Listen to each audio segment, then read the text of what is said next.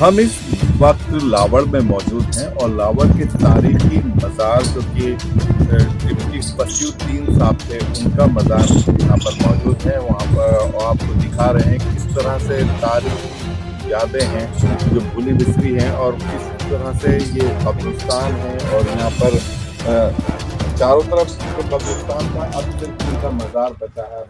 मज़ार है और इस पर बाकायदा लिखा हुआ है रिटायर्ड डिप्टी मजिस्ट्रेट काजी फसीउद्दीन खान बहादुर।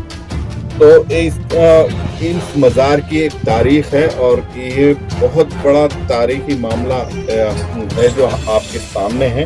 देख सकते हैं पूरी तरह से पूरा शिजरा है और ये इस तरह से अंग्रेजी ज़माने में दिए गए उनको खिताबात हैं, सारी चीज़ें यहाँ पर मौजूद हैं। और इसी बारे में हमारे साथ बात करने के लिए एक शख्सियत मौजूद हैं जो कि इन्हीं के ख़ानदान से ताल्लुक़ रखते हैं,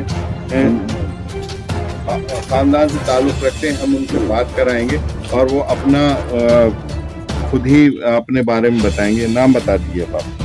काजी तनवीर अहमद जी, कस्बा लावड़, तो जिला मेरठ।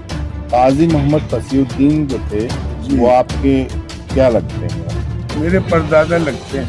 अच्छा, परदादा लगते हैं। और इनका यहाँ पे जो है तकरीबन 4.25 बीघे यानी कि 18 बीघे यहाँ इनका ये कब्रिस्तान छुटा हुआ था।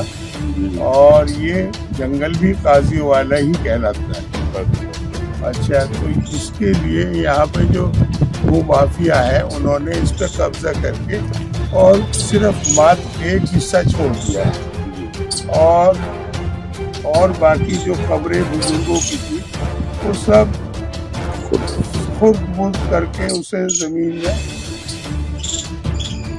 जोत दी ट्रैक्टरों से। अच्छा, तो इसके बारे में आपने सरकारी अफसरान से बात की? कुछ बहुत लोगों से बात करी, मुख्यमंत्री के पास भी हमने इसके लिए वो भी शिकायत दर्ज कराई।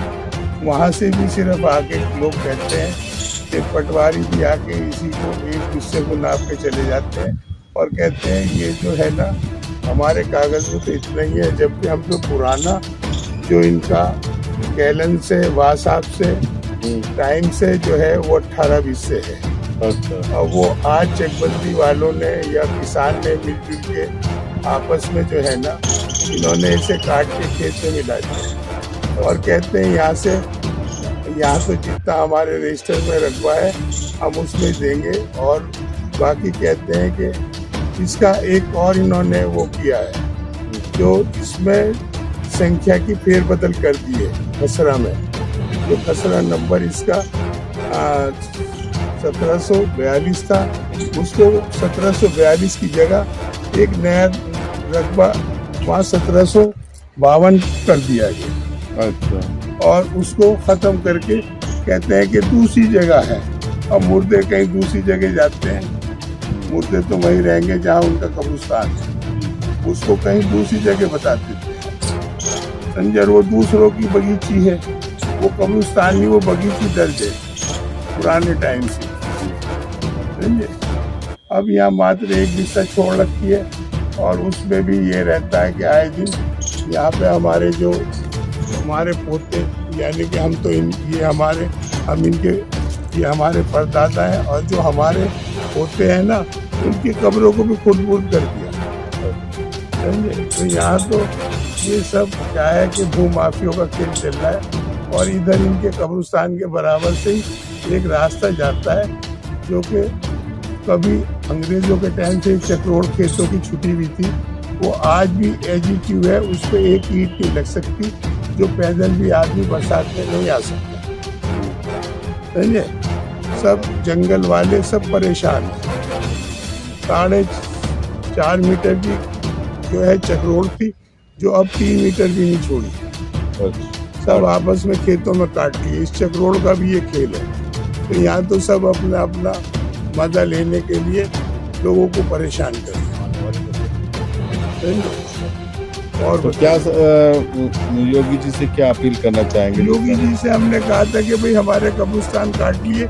उन्होंने जो है ना पटवारी आए और पटवारी ने आके देखा और देखने के बाद में कहने लगे यहाँ तो एक बिस्से है, 18 बिस्से दूसरी जगह है, कोई कब्रिस्तान ये है, दूसरी जगह से क्या लेना हो। बस ये है, बाकी भी कोई शिकायत का कोई मामला नहीं हुआ। और भी मैं कई दफ़े तहसील दिवस पे भी गया और तहसील दिवस पे भी ऑर्डर कर दिए, बाकी वो इस जगह को छोड़कर दूसरी जगह नाप देते हैं, वहाँ भी कोई इसका वो नहीं निकल पाया है। अब यहाँ इन बुजुर्गों की खिदमत के लिए मैं रहता हूँ और ये भी जो है ना, इसलिए यहाँ पे खिदमत कर रहा हूँ, कभी इन्हें ना खुद भूल कर। आने वाली नस्लों के लिए तो यहाँ छोड़ा ही नहीं है, कहीं अगर किसी को दफना दें तो यहाँ इतनी कब्रें हैं पहले से ही कि जो आने वाले के लिए भी जगह नहीं है। और तो जिस तरह से आप देख सकते हैं क्या कितना बड़ा मामला है, और कब्रिस्तान को ही, उनकी ज़मीन को किस तरह से भूमाफिया ने यहाँ पर खुर्द-बुर्द कर दिया है, और सरकार के नाक के नीचे, योगी सरकार की नाक के नीचे ये सब कुछ खेल हो रहा है। और इसी के साथ साथ जो भूमाफिया है, इससे कहीं ना कहीं कुछ लोग मिले हुए हैं जो इस घटना को पूरे को अंजाम दिया है, और बड़े ही चालाकी से सारा काम किया गया है, जिसकी वजह से ये कब्रिस्तान की ज़मीन को कुछ लोगों ने अपनी जोत की ज़मीन बना लिया है। न्यूज़ के लिए